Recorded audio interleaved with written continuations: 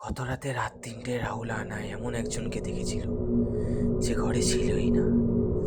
সে পিছনে ফিরে তাকিয়েছিল, কিন্তু সেখানে কেউ ছিল না।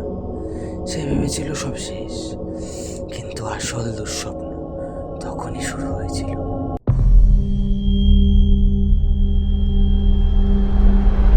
রাহুল আবার আয়নার দিকে তাকালো। এবার আয়নাটা একদম ফাঁকা। ঠিক তখনই সেই মুহূর্তে রাহুলের ফোনে একটা মেসেজ এলো। মেসেজে লেখা ছিল, আয়নাকে বিশ্বাস করো না। মেসেজটা দেখে রাহুল আবার আয়নার দিকে তাকালো।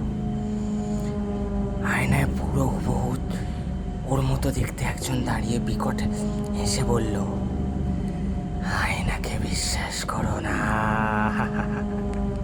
ঠিক তখনই আবার দরজায় ঠকঠকের আওয়াজ দিয়ে বাইরে তাকালো।